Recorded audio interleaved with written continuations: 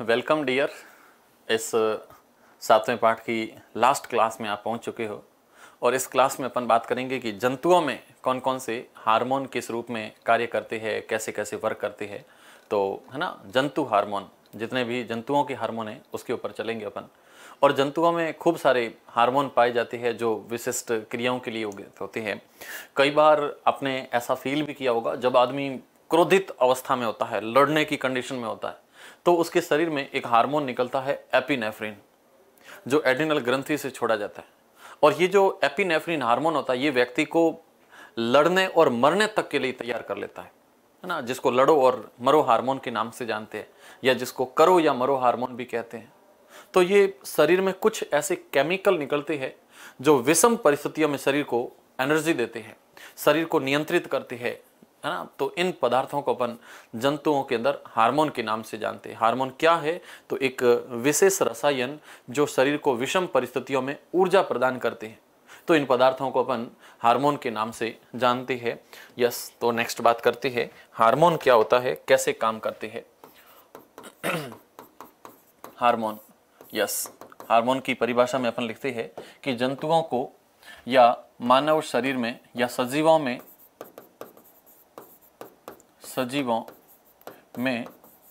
निर्मित विशेष रसायन,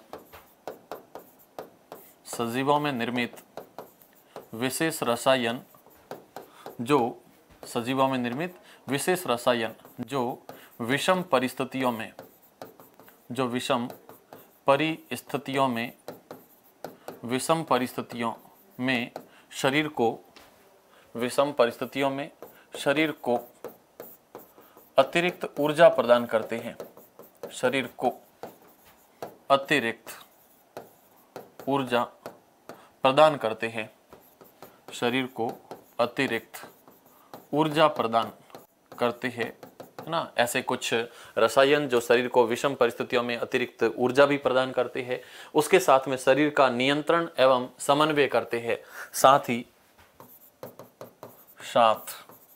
ही शरीर का नियंत्रण, साथ ही शरीर का नियंत्रण एवं समन्वय करते हैं,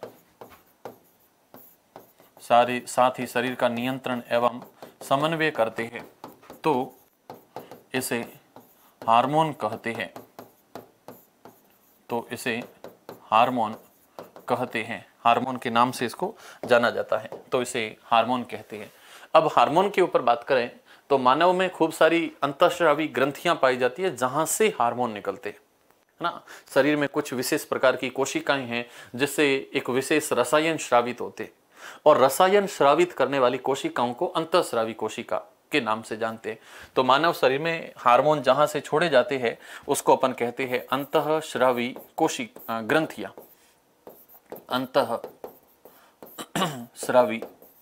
ग्रंथियां। और इन अंतःस्रावी ग्रंथियों से कुछ रसायन छोड़े जाते हैं। तो ग्रंथियों के नाम आप लोग नोट करोगे। सबसे फर्स्ट जो ग्रंथि है उसका नाम है पीयूष ग्रंथि, पीयूष ग्रंथि, पीयूष। इस पीयूष से आप लोग पहले हाइपोथैलेमस भी नोट कर सकते हो। फर्स्ट नंबर पे हाइपोथैलेमस ग्रंथि, हाइपोथैलेमस ग्रंथि। 2 नंबर पे पीयूष ग्रंथि, पीयूष ग्रंथि। और 3 नंबर पे पीनियल ग्रंथि, पीनियल ग्रंथि। ये ग्रंथियां यहां पे पाई जाती है। मानव शरीर के अंदर जो हाइपोथैलेमस ग्रंथि है इसको मास्टर ऑफ मास्टर ग्रंथि कहते हैं, मास्टर ऑफ मास्टर ग्रंथि कहते हैं। और इस मास्टर ऑफ मास्टर ग्रंथि से कोई किसी टाइप का हार्मोन नहीं निकलता है, लेकिन ये मास्टर ऑफ मास्टर ग्रंथि पीयूष ग्रंथि को नियंत्रित करती है, पीयूष ग्रंथि को नियंत्रित करती है। इसलिए इसको, है ना, पीयूष ग्रंथि को नियंत्रित करती है, पीयूष ग्रंथि को नियंत्रित करती है, मास्टर ऑफ मास्टर ग्रंथि कहते हैं। और उसके साथ में ये पीयूष ग्रंथि को नियंत्रित भी करती है। दूसरा पॉइंट आता है यहाँ पर पीयूष ग्रंथि। तो मानव के शरीर में जो पीयूष ग्रंथि पाई जाती है, ये पीयूष ग्रंथि मानव शरीर की मास्टर ग्रंथि कहलाती है, क्योंकि ये अन्य जितनी भी ग्रंथियां उन सभी को कंट्रोल करने का काम करती है। और इस पीयूष ग्रंथि से हार्मोन छोड़ा जाता है जिसको ग्रोथ हार्मोन कहते हैं, या इसको वृद्धि हार्मोन के नाम से जानते हैं। ग्रोथ हार्मोन कहते हैं या इसको कहते हैं वृद्धि हार्मोन। और ये जो वृद्धि हार्मोन होता है ये शरीर की वृद्धि, हड्डियों के विकास, मांसपेशियों के विकास को नियंत्रित करती है।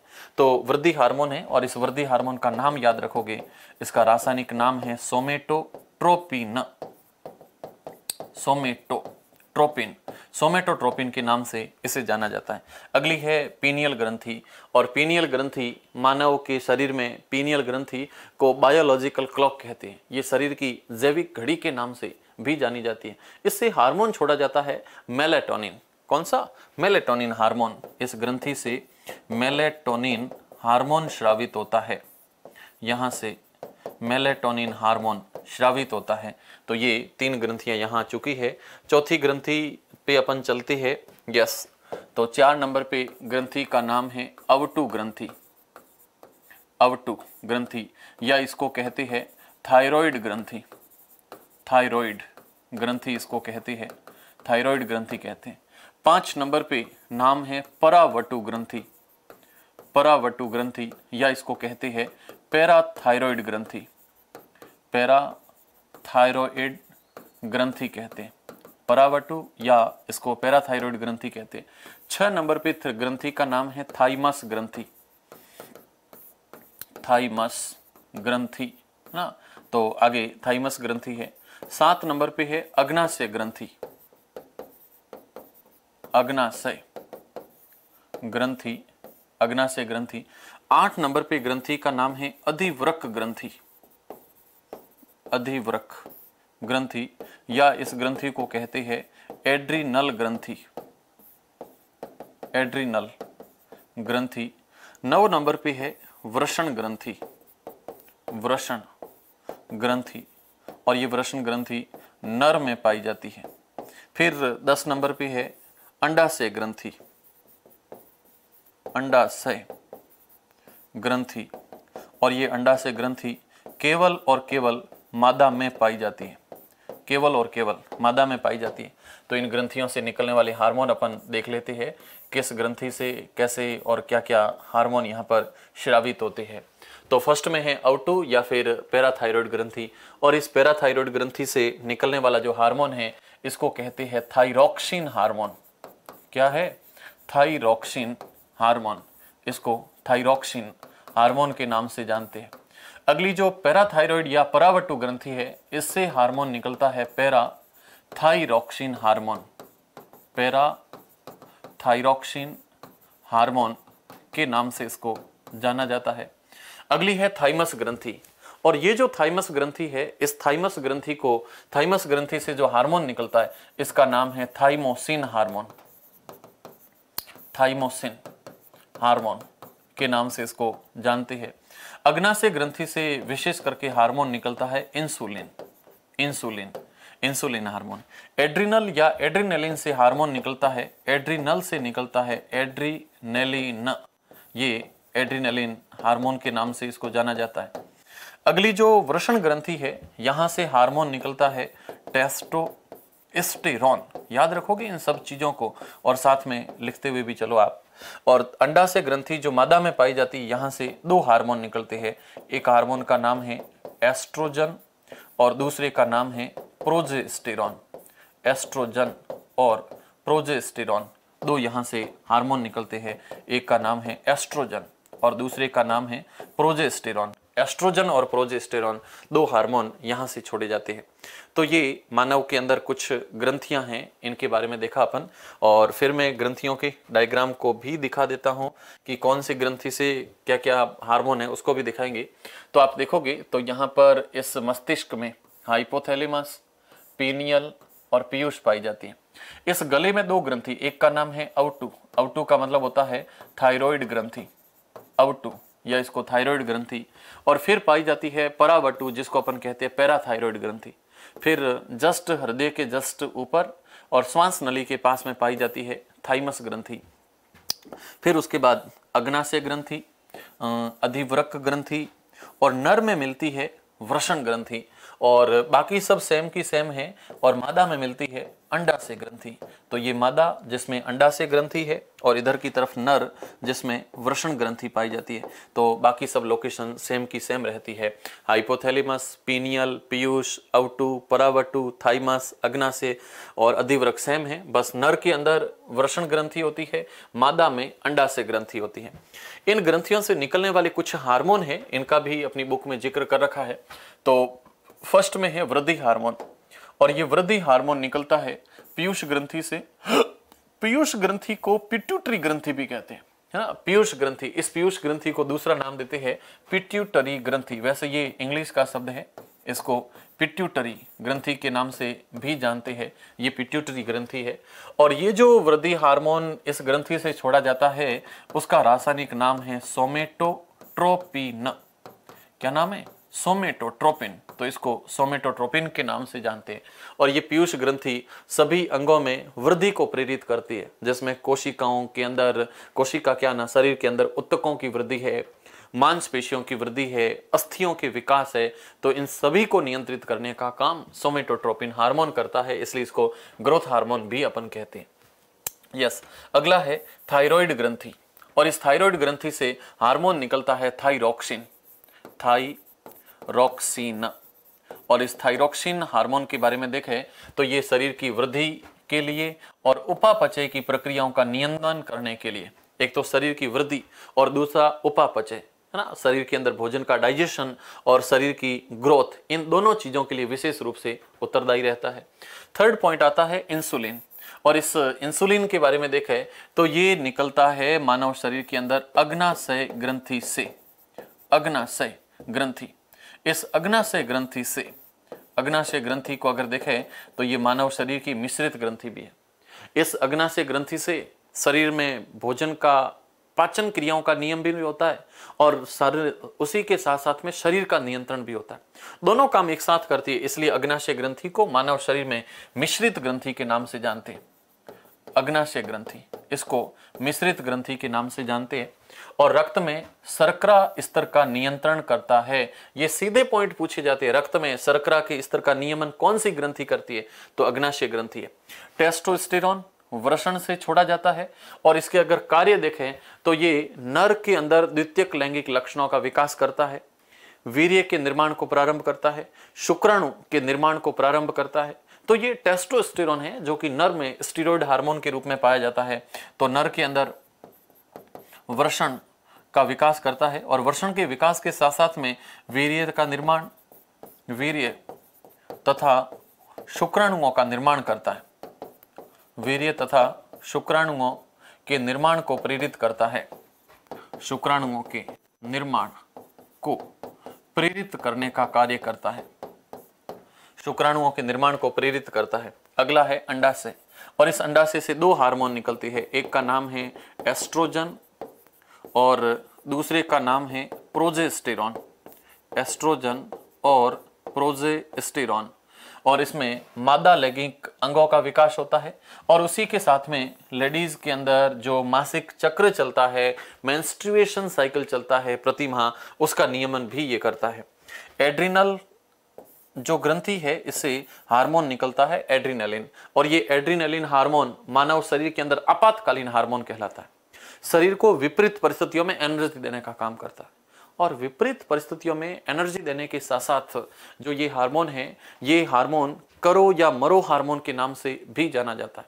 और शरीर में जब इस एड्रिनलिन हार्मोन की मात्रा ज्यादा हो जाती है तो बॉडी के अंदर रक्तदाब ज्यादा हो जाता है, श्वसन दर तेज हो जाती है, शरीर एकदम सतर्क हो जाता है ना, सारे के सारे आवेग जो होते हैं वो एकदम चरम कंडीशन पे होती है। इसलिए मानव शरीर में इस ग्रंथि को, इस ग्रंथि से निकलने वाले हार्मोन को अपन मानव शरीर के अंदर अगर विशेष नाम दे तो इसको आपातकालीन हार्मोन कहते हैं।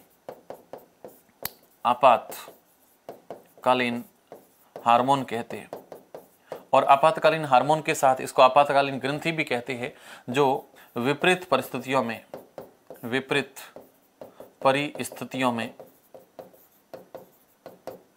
विपरीत परिस्थितियों में अतिरिक्त ऊर्जा प्रदान करता है, विपरीत परिस्थितियों में अतिरिक्त ऊर्जा प्रदान करने का कार्य करता है।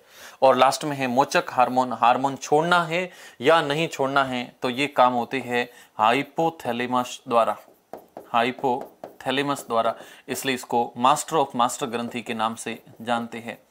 मास्टर ऑफ मास्टर ग्रंथि, मास्टर ऑफ मास्टर ग्रंथि के नाम से इसको जाना जाता है। और पिट्यूटरी ग्रंथि से हार्मोन के स्राव को प्रेरित करवाने का काम मोचक हार्मोन के लिए ये हाइपोथैलेमस करता है। तो ये एक टेबल आपकी एनसीईआरटी में दे रखी है, उसको भी अपन ने यहाँ पे नोट डाउन कर लिया है। इसके बाद में नेक्स्ट अपन एक एक ग्रंथि पे चलते हैं और उसको नोट डाउन करवाते हैं। और ग्रंथियों के रेस्पेक्ट में चलेंगे तो कौन सी ग्रंथि कौन सा हार्मोन छोड़ती है, इस रेस्पेक्ट में आप देखोगे तो खूब सारी चीजें इसमें पूछी जाती है ना।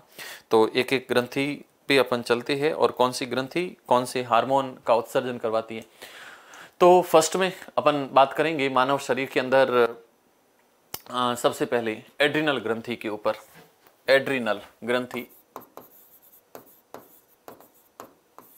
एड्रिनल ग्रंथि, एड्रिनल ग्रंथि की लोकेशन अगर देखें तो ये किडनियों के जस्ट ऊपर पाई जाती है। जैसे ये किडनी और इस किडनी के जस्ट ऊपर की तरफ, किडनी के जस्ट ऊपर की तरफ इस प्रकार से ये ग्रंथि यहाँ पे पाई जाती है। और इस ग्रंथि के बाहर का जो भाग है इसको कहते हैं वलकुट भाग, और जो अंदर का भाग है इसको कहते हैं मध्यांश भाग। अंदर के भाग को मध्यांश कहते हैं और बाहर के भाग को वलकुट के नाम से जानते हैं ना। तो ये भाग यहाँ पे रहता है। एड्रिनल ग्रंथि से जो हार्मोन छोड़ा जाता है उसका नाम है एड्रीनलिन। परीक्षा में एक ही प्रश्न आता है कि जो एड्रिनलिन हार्मोन है जिसको अपन आपातकालीन ग्रंथि के नाम से जानते हैं, जहां से छोड़ा जाता है, तो ये आपातकालीन ग्रंथि से छोड़ने वाला जो एड्रिनल ग्रंथि से एड्रिनलिन हार्मोन छोड़ा जाता है, इसकी मात्रा अगर रक्त में ज्यादा हो जाए तो क्या होता है ना। एड्रिनलिन हार्मोन की मात्रा रक्त में ज्यादा होने पर क्या होता है, एक ये प्रश्न पूछा जाता है। तो एड्रिनलिन हार्मोन सीधा रुधिर में छोड़ा जाता है, और जब ये रुधिर में छोड़ा जाता है तो ये विशिष्ट ऊतकों पर और हृदय सहित लक्ष्य अंगों पर कार्य करता है। तो यहाँ प्रश्न आता है कि जो इसे छोड़ा जाने वाला हार्मोन है जिसका नाम एड्रिनलिन है, एड्रिनलिन हार्मोन, तो ये एड्रिनलिन हार्मोन कैसे और किस रूप में कार्य करता है, तो इसको देखते हैं कि यह हार्मोन एक तो विशिष्ट अंगों के ऊपर है ना, यह हार्मोन सीधा रुधिर में स्रावित किया जाता है जो शरीर के विभिन्न भागों तक पहुंच दिया जाता है, और हृदय सहित लक्ष्य अंगों या विशिष्ट ऊतकों पर कार्य करता है। तो यह हार्मोन सीधा रुधिर में, यह हार्मोन सीधा रुधिर में, एक तो ये सीधा रुधिर के अंदर श्रावित होता है, सीधे रुधिर में श्रावित होता है। सेकंड पॉइंट में लिखते हैं तो यह हार्मोन हृदय सहित लक्ष्य अंगों तथा विशिष्ट ऊतकों पर कार्य करता है, तथा विशिष्ट ऊतकों पर कार्य करता है, विशिष्ट ऊतकों पर कार्य करता है। थर्ड पॉइंट में अपन देखें तो एड्रिनलिन जो हार्मोन है इसके अंदर थर्ड पॉइंट होता है कि इसकी मात्रा जब मांसपेशियों में ज़्यादा हो जाती है, रक्त में ज़्यादा हो जाती है, तो एड्रिनलिन की मात्रा, इसकी मात्रा रक्त में अधिक होने पर, इसकी मात्रा रक्त में अधिक होने पर, इसकी मात्रा रक्त में अधिक होने पर श्वसन दर, पाचन दर, श्वसन दर, पाचन दर के साथ साथ में शरीर पूरा सतर्क हो जाता है ना। पाचन दर और कंकाली पेशियां ये सारी की सारी सतर्क हो जाती है। पाचन दर, श्वसन दर तेज हो जाती है, तथा संपूर्ण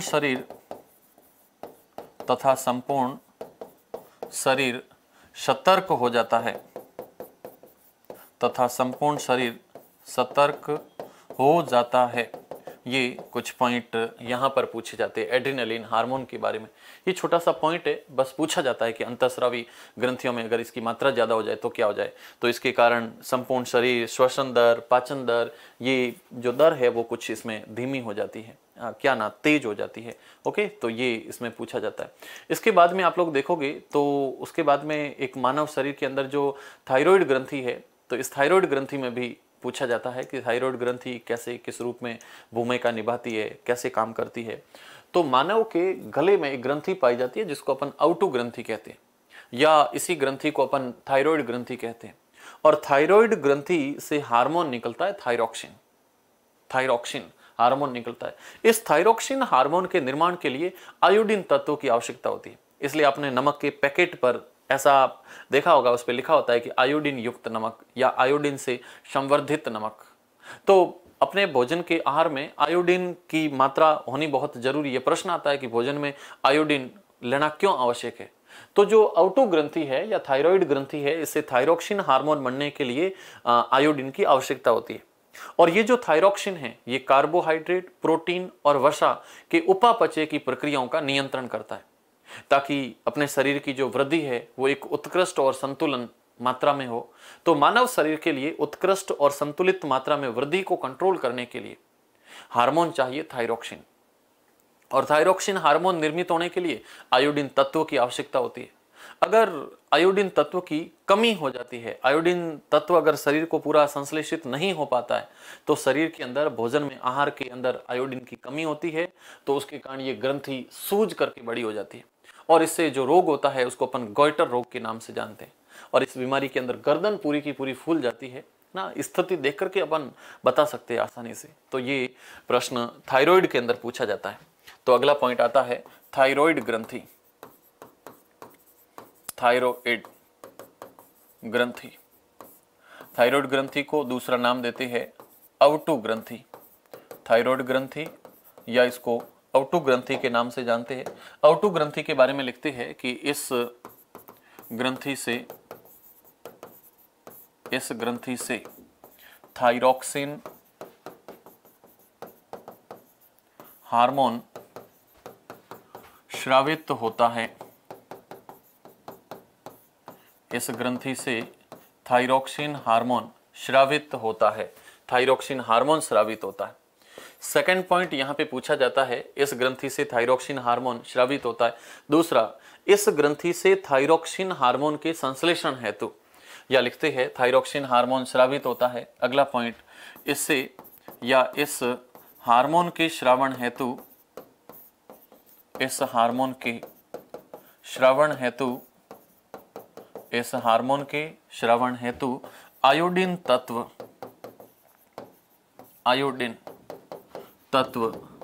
की आवश्यकता होती है। आयोडीन तत्व की आवश्यकता होती है। इसलिए हमेशा जो आहार है उसमें आयोडीन युक्त नमक लेना बहुत जरूरी है। प्रश्न आता है कि आहार में आयोडीन जरूरी क्यों है। आयोडीन युक्त तत्व की आवश्यकता होती है। अगला पॉइंट है थायरॉक्सिन हार्मोन कार्बोहाइड्रेट,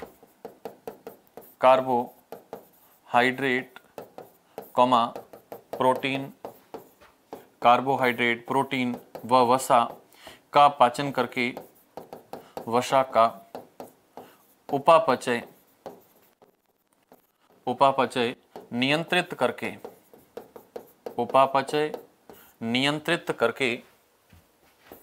नियंत्रित करके शरीर के संतुलित विकास के लिए, शरीर के संतुलित विकास के लिए उत्तरदायी है। शरीर के संतुलित विकास के लिए उत्तरदायी है। ये पॉइंट यहाँ पे आप लोग याद रखोगे। अगला पॉइंट अपन लिखते हैं कि ये जो ग्रंथि है जिससे अपन अवटु ग्रंथि कहते हैं, इस अवटु ग्रंथि से अगर आयोडीन की मात्रा अगर शरीर में कम हो जाती है तो इस अवटु ग्रंथि से थायरॉक्सिन हार्मोन का संश्लेषण बंद हो जाता है। और आयोडीन की कमी से थायरॉक्सिन बंद होने के कारण गर्दन फूल जाती है। तो इस रोग को अपन गॉइटर रोग के नाम से जानते भी है। तो अगला पॉइंट लिखते हैं आहार में आहार में आयोडीन की कमी, आहार में आयोडीन की कमी के कारण, आहार में आयोडीन की कमी के कारण थायरोक्सिन का संश्लेषण, थायरोक्सिन का संश्लेषण नहीं हो पाता है, थायरोक्सिन का संश्लेषण नहीं हो पाता है, थायरोक्सिन का संश्लेषण नहीं हो पाता है, जिसके कारण गर्दन फूल जाती है या सूज जाती है। तो गर्दन फूल जाती है, इससे या इसे गलगंड कहते हैं, या इसी को गोयटर कहते हैं, या इसे घेंगा रोग कहते हैं। गलगंड, घेंगा, गोयटर सब एक ही रोग के नाम हैं। तो गलगंड, घेंगा, गोयटर रोग कहते हैं, रोग कहते हैं। तो ये पॉइंट यहाँ पर थायराइड ग्रंथि के रेस्पेक्ट में रहता है। ओके, उसके बाद में आप लोगों ने देखा होगा या सुना होगा कहीं पे कि आप लोग कुछ बौने व्यक्तियों को देखते हो। तो ये बौने व्यक्ति बौने क्यों रहते हैं ना, आप देखा होगा हाइट में बहुत छोटे से रह जाते हैं। तो उस पर भी प्रश्न इसी चैप्टर में अपन क्लियर करेंगे। तो नेक्स्ट अपन बात करेंगे पीयूष ग्रंथि के ऊपर। पीयूष ग्रंथि, या इसको इंग्लिश में पिट्यूटरी ग्रंथि भी कहते हैं, पिट्यूटरी ग्लैंड के नाम से भी इसको जानते हैं। यस, पिट्यूटरी ग्रंथि। पिट्यूटरी ग्रंथि या पीयूष ग्रंथि के बारे में लिखते हैं तो इससे वृद्धि हार्मोन, इससे वृद्धि हार्मोन या इसको कहते हैं ग्रोथ हार्मोन, वृद्धि हार्मोन या ग्रोथ हार्मोन है ना, इसे वृद्धि हार्मोन या ग्रोथ हार्मोन सोमेटोट्रोपिन स्रावित होता है, सोमेटोट्रोपिन स्रावित होता है, सोमेटोट्रोपिन स्रावित होता है ना, इसे सोमेटोट्रोपिन स्रावित होता है, जो अस्थियों तथा मांसपेशियों के विकास हेतु उत्तरदायी है, अस्थियों तथा मांसपेशियों के विकास हेतु उत्तरदायी है, अस्थियों और मांसपेशियों के विकास हेतु उत्तरदायी है। नेक्स्ट लाइन में अपन नोट करते हैं कि अगर सोमेटोट्रोपिन की मात्रा कम हो जाती है, तो सोमेटोट्रोपिन की मात्रा अगर बाल्यावस्था में कम हो जाती है तो इस हार्मोन की कमी से व्यक्ति बौना रह जाता है। और अगर इसकी मात्रा बहुत ज्यादा हो जाती है तो भारी भरकम हो जाता है, जिसको अपन टेराटोजेनेसिस के नाम से भी जानते हैं ना। तो शरीर के अंदर जो एक संतुलित वृद्धि और विकास होती है तो उसके लिए ये काम करता है, और बाल्यावस्था में इसकी कमी होती है तो व्यक्ति इसके कारण बौना भी रह सकता है। तो नेक्स्ट लिखते हैं कि बाल्यावस्था में इसकी कमी से, बाल्यावस्था में या बाल्यकाल में वृद्धि हार्मोन की कमी, बाल्यकाल में वृद्धि हार्मोन की कमी से व्यक्ति बौना रह जाता है, कमी से व्यक्ति में बौनापन आ जाता है, से व्यक्ति में बौनापन आ जाता है। ये पॉइंट यहाँ पे क्लियर करता है। ओके, तो ये पूछा जाता है अगर हार्मोन की मात्रा ज्यादा हो जाए तो हार्मोन की मात्रा ज्यादा होने पर शरीर की वृद्धि भी अनियंत्रित हो जाती है, जिसे अपन टेराटोजेनेसिस के नाम से भी जानते हैं। तो ये एक छोटा सा पॉइंट इस वृद्धि हार्मोन के रेस्पेक्ट में पूछा जाता है। नेक्स्ट अपन बात करते हैं वृषण ग्रंथि। वृषण ग्रंथि या वृषण ग्रंथि को अपन टेस्टिस कहते हैं, वृषण ग्रंथि या इसको नाम देते हैं टेस्टिस। और इस टेस्टिस से हार्मोन छोड़ा जाता है टेस्टोस्टेरोन, टेस्टोस्टेरोन हार्मोन यहाँ से स्रावित होता है, टेस्टोस्टेरोन हार्मोन यहाँ से छोड़ा जाता है। और टेस्टोस्टेरोन हार्मोन जो यहाँ से छोड़ा जाता है, इस हार्मोन के कारण नर में द्वितीयक लैंगिक लक्षणों का निर्माण होता है ना। तो नर के अंदर यौवन आरंभ स्टार्ट होते हैं और खूब सारे लैंगिक लक्षण हैं वो भी उत्पन्न होते हैं। तो आगे लिखते हैं इसके कारण नर में शारीरिक नर में शारीरिक, मानसिक एवं बौद्धिक विकास होता है। शारीरिक, मानसिक एवं बौद्धिक विकास होता है। एक तो शारीरिक, मानसिक और बौद्धिक विकास होता है। सेकेंड थिंग अपन देखें तो इस टेस्टोस्टेरोन हार्मोन के कारण यौवन आरंभ भी प्रारंभ होता है। सेकेंड पॉइंट, इससे नर में यौवन आरंभ, इससे नर के अंदर यौवन आरंभ प्रारंभ होता है। नर के अंदर यौवन आरंभ भी प्रारंभ होता है। थर्ड पॉइंट अपन लिखते हैं कि नर के अंदर जो टेस्टोस्टेरोन बनता है, इसके कारण द्वितीयक लैंगिक लक्षण, जिसमें शुक्राणु बनते हैं या फिर विपरीत लिंग की तरफ आकर्षण होता है या फिर शरीर के ऊपर दाढ़ी मूंछ आते हैं, तो ये सब इसी के कारण होता है। तो लिखते हैं कि नर में द्वितीयक लैंगिक लक्षण, नर में द्वितीयक लैंगिक लक्षण, और नर के अंदर जो द्वितीयक लैंगिक लक्षण हैं, इस नर के अंदर द्वितीयक लैंगिक लक्षण जैसे चेहरे पर दाढ़ी मूंछ, चेहरे पर दाढ़ी मूंछ, चेहरे के ऊपर दाढ़ी मूंछ का आना, चेहरे पर दाढ़ी मूंछ के साथ साथ में विपरीत लिंग की तरफ आकर्षण, विपरीत लिंग की तरफ आकर्षण, विपरीत लिंग की तरफ आकर्षण के साथ साथ में आप देखोगे तो शुक्राणु निर्माण प्रारंभ होना, शुक्राणु निर्माण प्रारंभ होना, ये सारी प्रक्रियाएं यहाँ से नियंत्रित और नियमित होती है। तो ये नर के अंदर टेस्टोस्टेरोन और वृषण ग्रंथि थी। अगर अपन और देखें तो मादा के अंदर पाया जाता है, मादा के अंदर पाया जाता है अंडाशय, और इस अंडाशय से एक हार्मोन छोड़ा जाता है। वैसे दो हार्मोन होते हैं, तो एक का नाम होता है एस्ट्रोजन, एस्ट्रोजन, और दूसरे हार्मोन का नाम है प्रोजेस्टेरॉन। एस्ट्रोजन और प्रोजेस्टेरॉन, दो हार्मोन छोड़े जाते हैं। और मादा के अंदर जो एस्ट्रोजन और प्रोजेस्टेरॉन हार्मोन छोड़े जाते हैं, ये हार्मोन भी मादा के अंदर एस्ट्रोजन और प्रोजेस्टेरॉन, ज्यादातर एस्ट्रोजन हार्मोन होता है।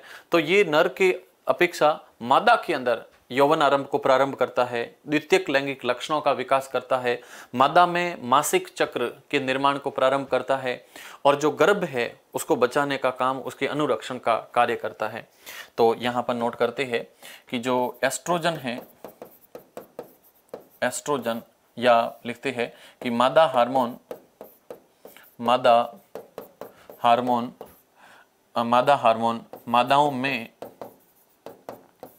मादाओं में यौवनारंभ के लिए उत्तरदायी है, यौवन आरंभ के लिए उत्तरदायी है। ये तो इसका फर्स्ट काम हो जाएगा। सेकंड काम के अंदर अपन लिखते हैं कि यह हार्मोन मादा में मासिक चक्र, मादा में मासिक चक्र नियमन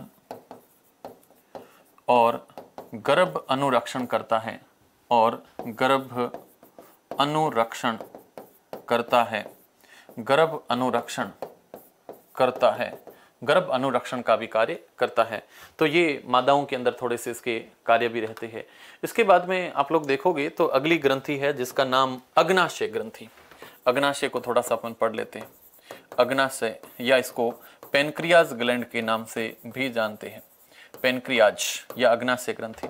ध्यान रखना, ये मानव शरीर की दूसरी सबसे बड़ी पाचक ग्रंथि भी है, और मानव के अंदर इस ग्रंथि को मिश्रित ग्रंथि भी कहते हैं। ये अंतःस्रावी और बहिःस्रावी दोनों रूपों में काम करता है। कुछ लोगों को आपने देखा होगा जिसके अंदर डायबिटीज होता है, मधुमेह रोग के नाम से जानते हैं, या शुगर रोग आपने सुना होगा। तो जिन व्यक्तियों में शुगर रोग होता है उनमें इंसुलिन के इंजेक्शन लगाते हैं। अब ये इंसुलिन के इंजेक्शन क्यों लगाते हैं? तो इसका कारण होता है कि मानव के अंदर जो अग्नाशय ग्रंथि है, यहां से इंसुलिन निकलता है और भोजन के पाचन को नियंत्रित करता है। लेकिन प्राकृतिक रूप से जब इंसुलिन निकलना बंद हो जाता है, तो प्राकृतिक रूप से इंसुलिन निकलना अगर बंद हो जाए, शरीर में नहीं निर्मित हो रहा है, तो उस व्यक्ति को इंजेक्शन ठोक करके बाहर से इंसुलिन लेना पड़ता है। तो ये प्रक्रिया रहती है, और जब शरीर में इंसुलिन की मात्रा कम हो जाती है तो शुगर का लेवल रक्त में बढ़ जाता है तो उसके कारण इंसुलिन की कमी से शुगर रोग हो जाता है ना। आपने देखा होगा उपचार के रूप में इंसुलिन के कुछ इंजेक्शन लेते हैं, और ये अगर अग्नाशय में निर्मित होता तो लेने की जरूरत नहीं पड़ती, लेकिन जब इंसुलिन कम हो जाता है तो रुधिर में शर्करा का स्तर बढ़ जाता है, और शर्करा का स्तर बढ़ने के कारण खूब सारे हानिकारक प्रभाव भी होते हैं, तो ये शुगर के नाम से जाना जाता है। तो नेक्स्ट में लिखते हैं कि अग्नाशय या इससे इंसुलिन हार्मोन, इससे इंसुलिन हार्मोन स्रावित होता है,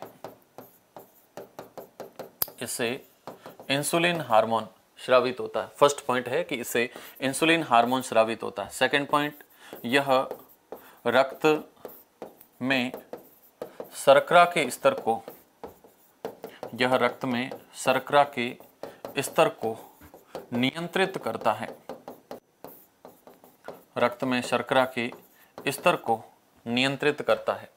थर्ड पॉइंट में लिखते हैं कि जो अग्नाशय ग्रंथि है, इससे निकलने वाले इंसुलिन की मात्रा अगर कम हो जाए, रक्त में इंसुलिन की कमी से,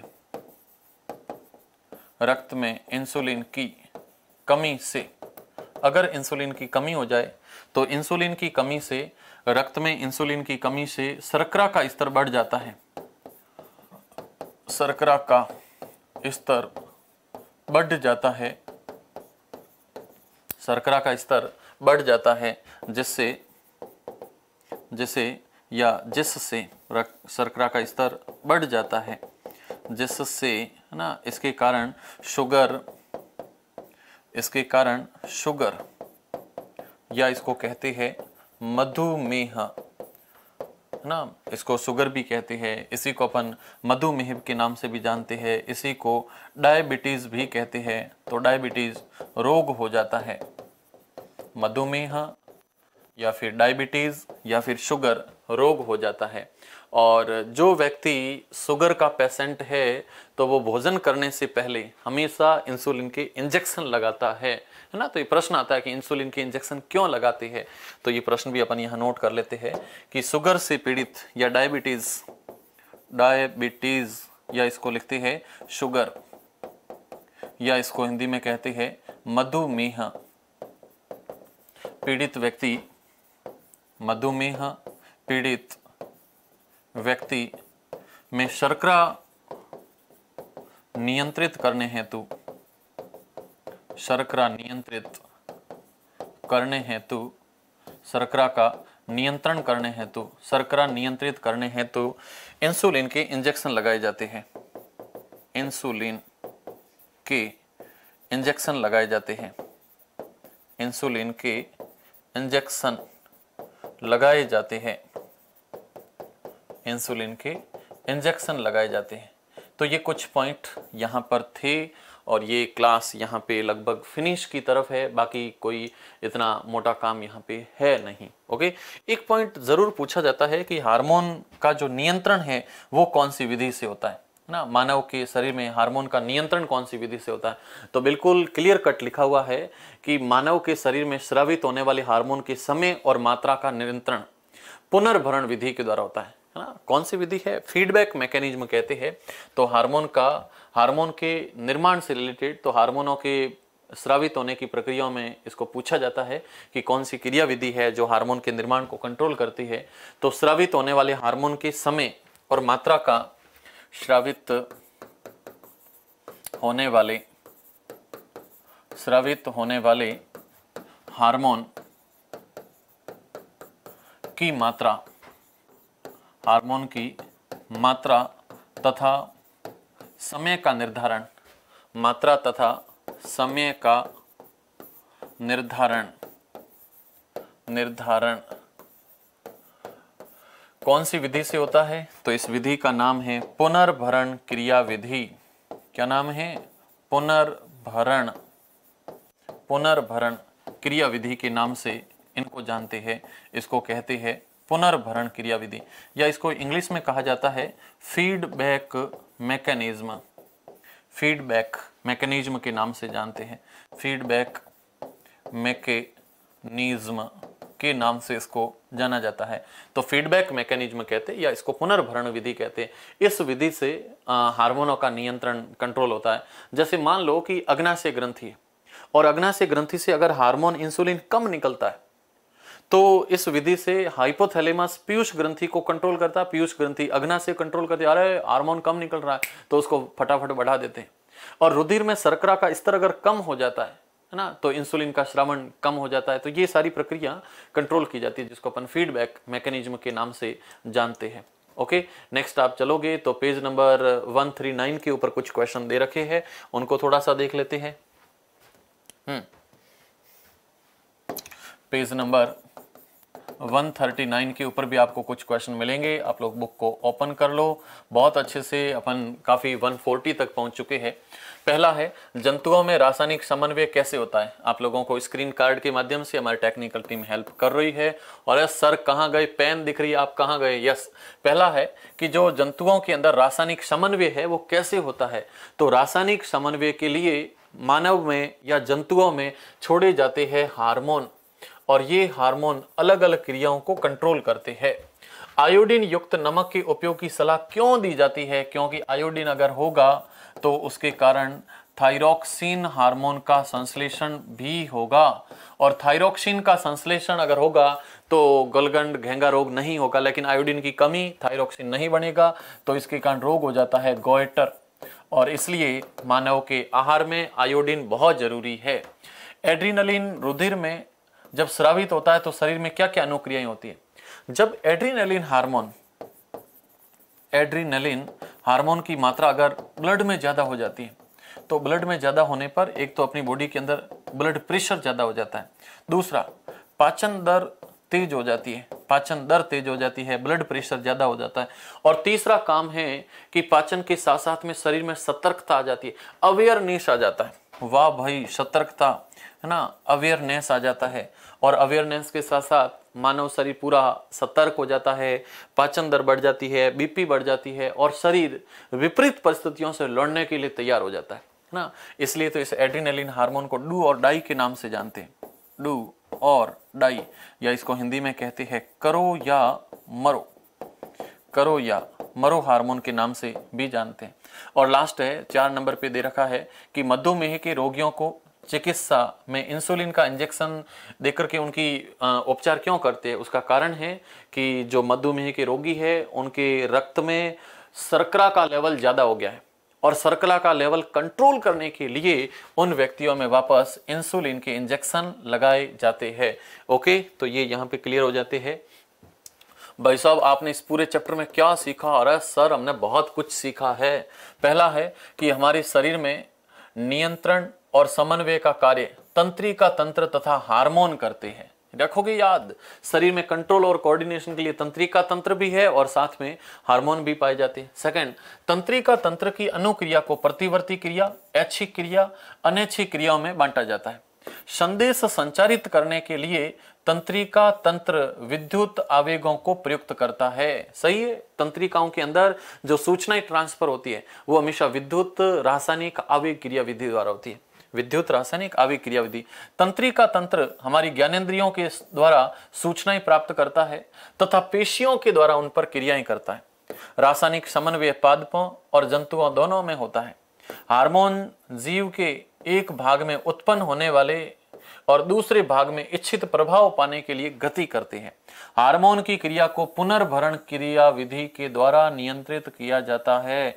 मच मोर इंपोर्टेंट पॉइंट है, हार्मोनों का नियंत्रण पुनर्भरण विधि द्वारा होता है, पुनर्भरण क्रिया विधि के द्वारा होता है। यस, अपन पहुंच चुके हैं लास्ट में बहुत कम टाइम के अंदर भी। तो फर्स्ट क्वेश्चन है कि निम्न में से कौन सा पादप हार्मोन है। तो इंसुलिन नहीं है, एस्ट्रोजन नहीं है, थायरॉक्सिन नहीं है, साइटोकाइनिन है। दो तंत्रिका कोशिकाओं के मध्य खाली स्थान को कहते हैं द्रुमिका, एक्सॉन, आवेग या सिनेप्स। तो सिनेप्स कहते हैं। मस्तिष्क उत्तरदायी होता है सोचने के लिए, शरीर का संतुलन बनाने के लिए, हृदय स्पंदन के लिए। तो उपरोक्त सभी, तो इसमें ऑप्शन नंबर डी राइट हो जाएगा। यस, अगला क्वेश्चन है कि हमारे शरीर में ग्राही का कार्य कौन करती है? तो ग्राही का कार्य हमेशा ज्ञानेंद्रियां करती है। आंख, नाक, कान, जीभ, त्वचा, ये 5 ज्ञानेंद्रियां ग्राही का कार्य करती है। और ऐसी स्थिति पर विचार कीजिए जहां ग्राही उचित प्रकार से कार्य कर नहीं रहा हो तो कौन कौन सी समस्याएं हो सकती है? अरे भाई साहब, जब ग्राही कार्य नहीं करेगा तो शरीर भाव शून्यता में चला जाएगा, जीरो कंडीशन में हो जाएगा। एक तंत्रिका कोशिका की संरचना बनाइए तथा उसके कार्यों का वर्णन कीजिए।